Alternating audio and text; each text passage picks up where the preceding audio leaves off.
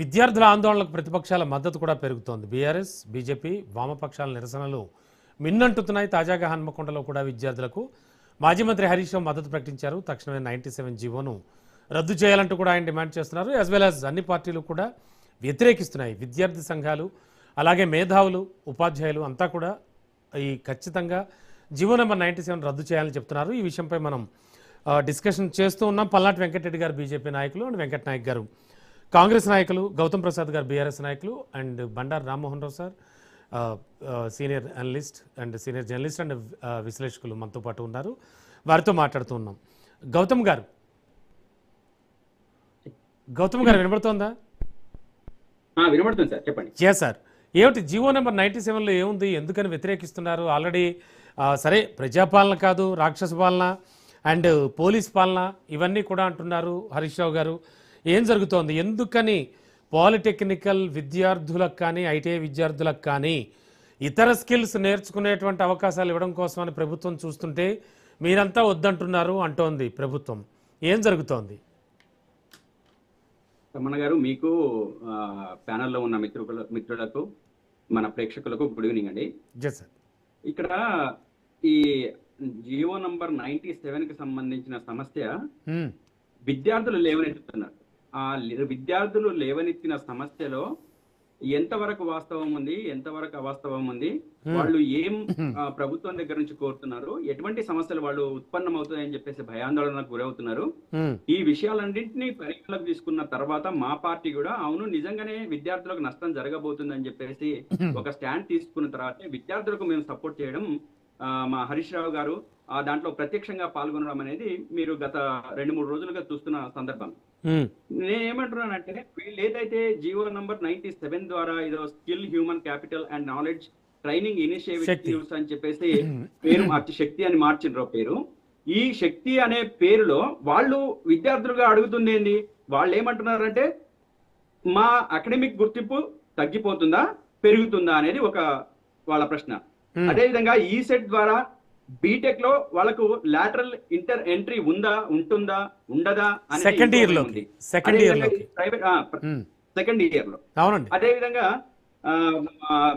రేపు రాబోయే రోజులలో మాకు ఫీజు రియంబర్స్మెంట్ కావచ్చు, లేకపోతే ప్రైవేటీకరణ అనేది ముఖ్యంగా ప్రైవేటీకరణ వైపుకు వీళ్ళు దారి తీస్తున్నారు. ఈ మొత్తం ప్రైవేట్ పరం చేయాలని చెప్పేసి ప్లాన్ చేస్తున్నారు అని చెప్పేసి ఇంకోటి. అదే విధంగా ఇప్పుడున్న ఫీజులు కాకుండా రేపు రాబోయే రోజుల్లో మా మీద ఫీజుల రూపంలో అదనపు భారం పడబోతుంది అనేది కూడా ఇంకో భయాందోళన వాళ్ళ దృష్టిలో ఉంది.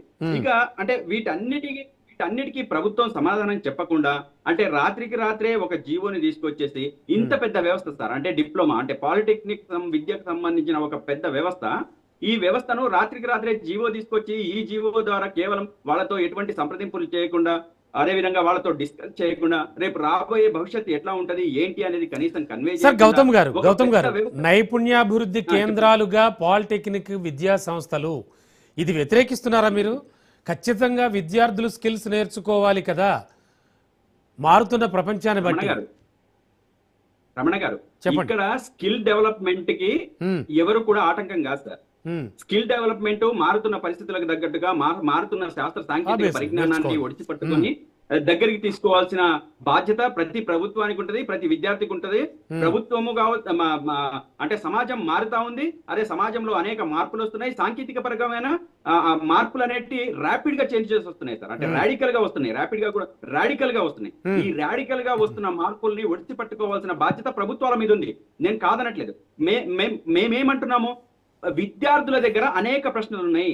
ఈ ప్రశ్నలు సంధిస్తున్న విద్యార్థులకు మీరు సరి అయిన సమాధానం చెప్పకుండా వాళ్ళు నిరసన తెలియజేస్తే వాళ్ళ గొంతులు పట్టుకొని నొక్కి వాళ్ళని చంపాలనే ప్రయత్నం చేసే విధంగా వ్యవహరిస్తే అది ఎట్లా కరెక్ట్ అవుతుంది? వాళ్ళు అడుగుతున్న ప్రశ్నలలో ఎంతవరకు న్యాయం ఉంది, ఎంతవరకు అన్యాయం ఉంది అనేది మనం మాట్లాడాలన్నా వద్ద ప్రభుత్వం దగ్గర బాధ్యతగా వ్యవహరించాల్సిన తీరు ఉందా లేదా అనేదే మేము అడుగుతున్నాం. వాళ్ళు 97 జీవో ద్వారా మీరు ఈ వ్యవస్థనంతా నిర్మూలన చేయాలని మీరు ప్లాన్ చేస్తున్నారు. ఈ ప్లాన్ లో భాగంగానే ఇది తీసుకొచ్చిండ్రు.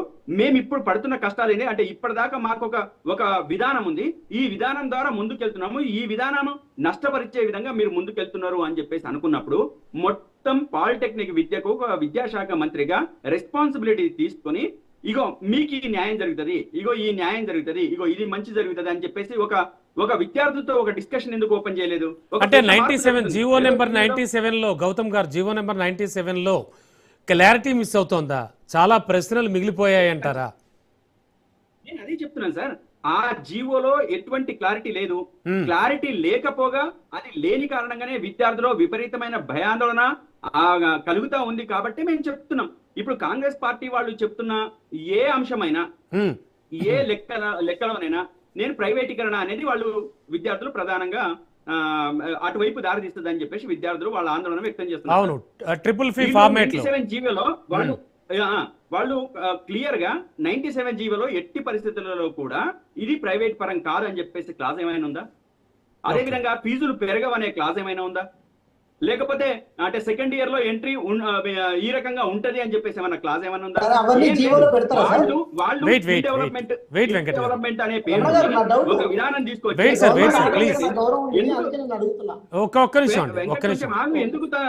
ఎందుకు భుజాలు తడుముకుంటున్నావు? ఎందుకు తడుముకుంటున్నావు? ఇప్పుడు మీ దగ్గర ప్రభుత్వం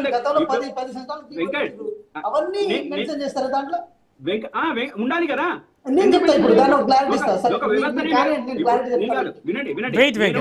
రామ్మోహన్ రావు సార్ నేను మాట వినండి.